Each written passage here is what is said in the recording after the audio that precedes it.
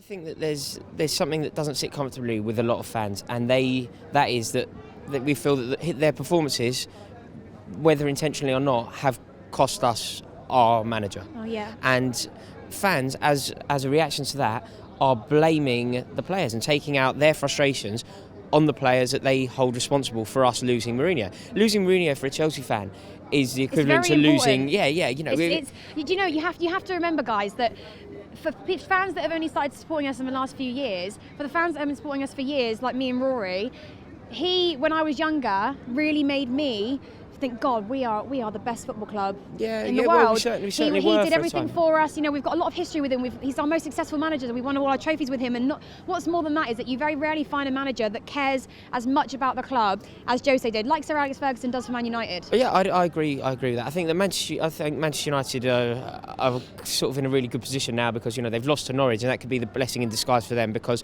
it feels like Mourinho's going to walk into that, manage that club, and guide them to countless trophies. So it's a real sad day for Chelsea fans for that reason alone.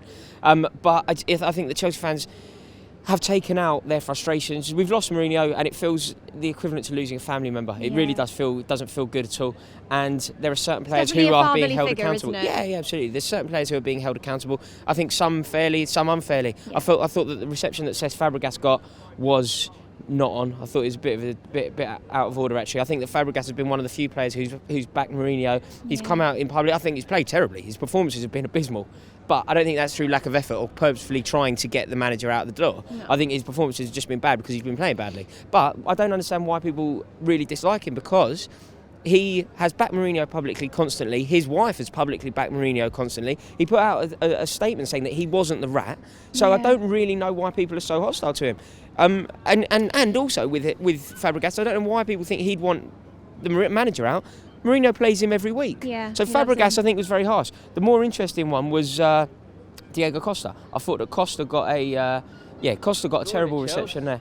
Costa got a terrible reception there, and that was poison. At that point in the game, it was poison. There were fans having arguments with each other, fans having a fight in the West Stand.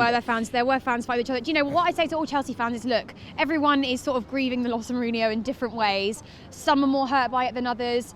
I mean, the majority of fans are extremely upset.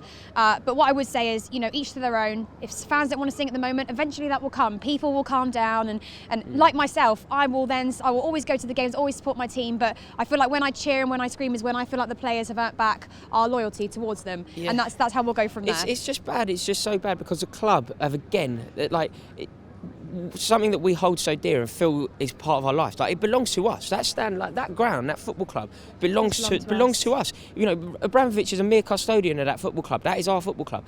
And to just completely disregard the fans' opinions, you know, he's done it before. Where the fans were so anti-Benitez, and he just thought, sod the fans, get Benitez in. The fans were so pro-Mourinho, he thinks, sod the fans, get rid of Mourinho. It's constantly just like disregarding the fans, and it's not on. And I think that they forget, like, it's not only at this club, but fans seem to forget, like, the people who stand on a cop every week, they own Liverpool Football Club. The people who stand on a Stretford end, they own Manchester United. Me and you own this football club, and they just completely disregard our opinions constantly, and it's really not acceptable. Do you know what? I think first and foremost, you just have to remember that football without fans is nothing, and we are the ones that make the club.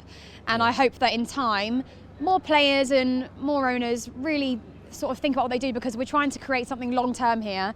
And I mean, we've got Guttinkin now. You know, he's sort of like a soft healer for the time being. You know, it could be worse. Drogba was at the game today. Nice to see you, darling. And you know, look, only time will tell, and hopefully we anyway, all Merry Christmas. Merry Christmas, everyone. And we're going to see you on Boxing Day, and hopefully we continue on this run. See you later. Madam, welcome to the Chelsea Fans Channel. I am gutted about the news of Jose Mourinho sacking. I'm sure you all are too. But to liven up your mood, here are my 5 top Jose Mourinho moments.